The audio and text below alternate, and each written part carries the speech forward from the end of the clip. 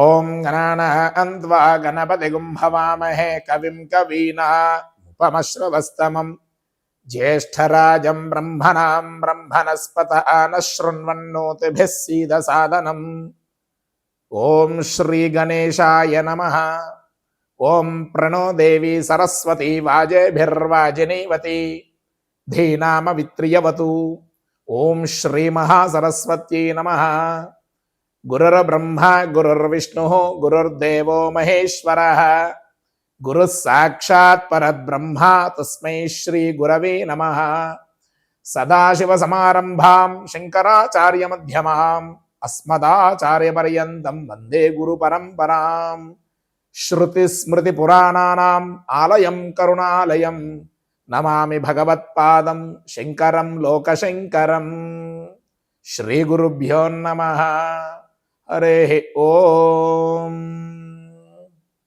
ఓం శుక్లాంబరధరం విష్ణుం శశివర్ణం చతుర్భుజం ప్రసన్నవదనం ధ్యాయేత్ సర్వవిఘ్నోపశాంతయే.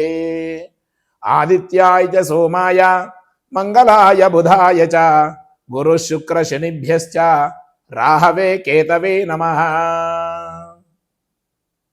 ముందుగా శ్రీ గురుపీఠం వీక్షిస్తున్న ప్రేక్షకులందరికీ కూడా నమస్కారం. ఈ వారం అనగా 3/8/2025 ఆదివారం నుండి 9/8/2025 శనివారం వరకు అనగా శ్రావణ శుద్ధ నవమి తత్కాల దశమి నుండి శ్రావణ శుద్ధ పౌర్ణమి వరకు కూడా మేషాది మీనం వరకు 12 రాశుల వారి శుభ ఫలితాలు జాతకరీత్యా జన్మ నక్షత్రమయ్యుండి నామనక్షత్రం వాళ్ళకి, జన్మ రాశుల వారికి, నామరాశుల వారికి ఎలా ఉండబోతాయో ముందుగా మనం తెలుసుకుందాం. తదుపరి తులారాశి.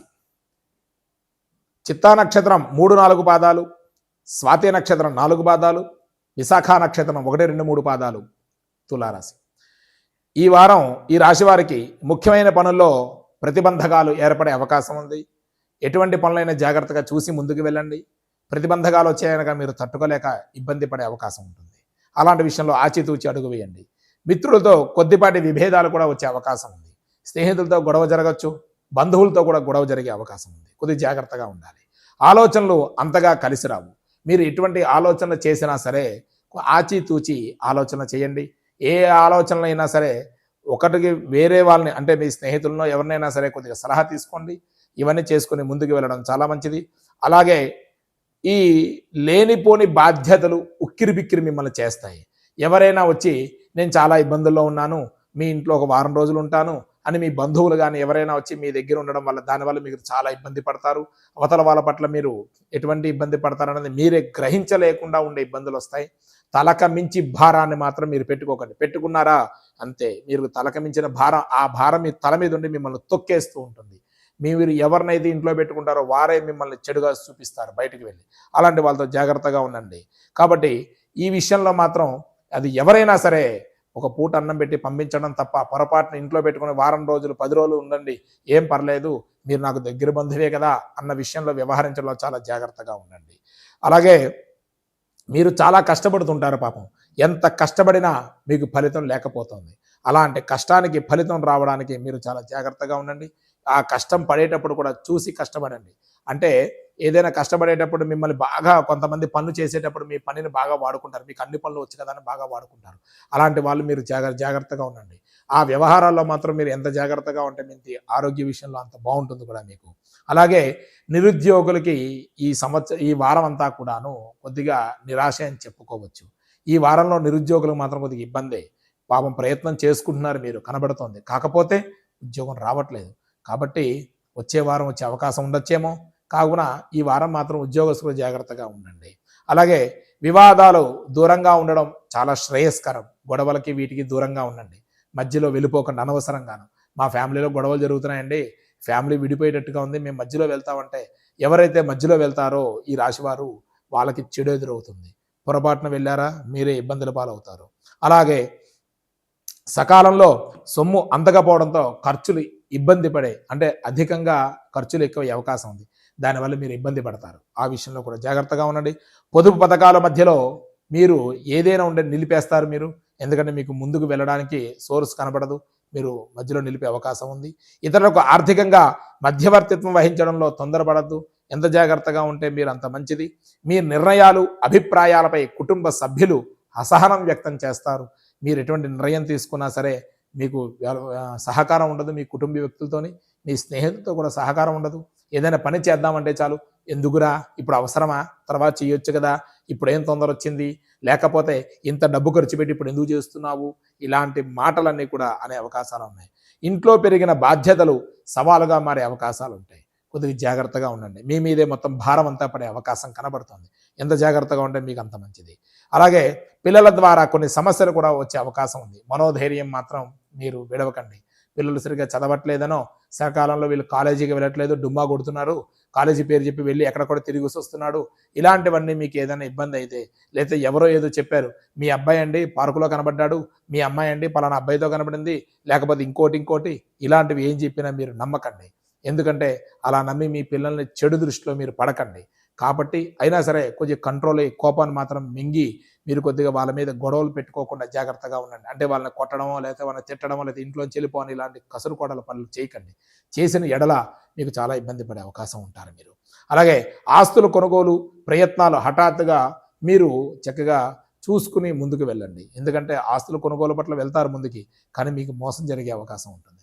మీరు మీకు ఎవరైతే సలహా ఇస్తాడో, మీకు అన్యోన్యంగా ఎవరైతే ఉంటాడో అతన్నే తీసుకెళ్ళండి. అంతే తప్ప ఎవరిని పెడితే వాళ్ళు తీసుకెళ్ళి మీరు ఇబ్బంది పడకండి. పూర్వీకుల ద్వారా సంక్రమించిన కొత్త ఆస్తి ఏదైతే ఉంటుందో అది మీకు వచ్చే అవకాశం ఉంది. అది కొంత వచ్చే అవకాశం ఉంది మీకు. అది మాత్రం బాగుంది. అలాగే కొన్ని రుగ్మతలు బాధిస్తాయి మిమ్మల్ని. ఈ విషయంలో జాగ్రత్తగా ఉండండి. అయితే క్రమేపీ దానివల్ల ఉపశమనం కూడా కలిగే అవకాశం కూడా ఉంది. అత్యంత సామాన్య లాభాలు కూడా దక్కుతాయి మీకు. భాగస్వాములతో లేనిపోని విభేదాలు కూడా వస్తుంటాయి. అలాగే అదనపు విధుల్లో గందరగోళంగా పడే అవకాశం ఉంది. ఈ విషయంలో జాగ్రత్తగా ఉండండి. మార్పులకు సిద్ధపడాలి. ఎందుకంటే అన్ని విషయాల్లో కూడా మీరు ముందుకు వెళ్తారు, కానీ కొన్ని మార్పులు మిమ్మల్ని ఇబ్బంది పెడుతుంటాయి. అలాంటి మార్పుల్లో మాత్రం కొంచెం వ్యవహరించాలి. వైద్యులు, రాజకీయవేత్తలు, కళాకారులకు ఒత్తిళ్లు పెరిగే అవకాశం ఉంది. కళాకారులు సినీ రంగ ప్రవేశంలో చేసే వాళ్ళకి మాత్రం కొద్దిగా ఒత్తిడి ఎక్కువ పెరుగుతుంది.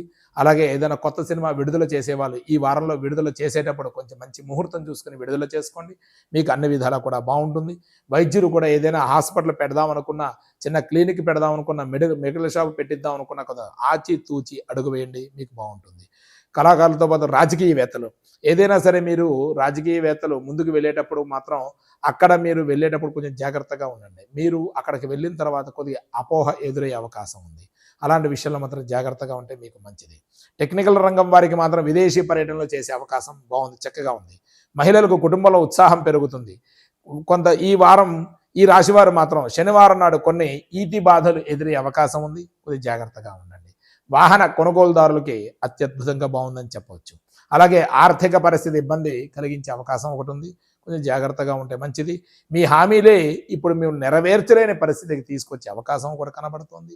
కాబట్టి అన్నింటా కూడా ఈ రాశివారు ఈ వారం అంతా మౌనం వహిస్తే చాలా మంచిది. అలాగే ఈ రాశివారి అదృష్ట సంఖ్య 5. విష్ణు సహస్రనామ పారాయణం చేసుకోండి.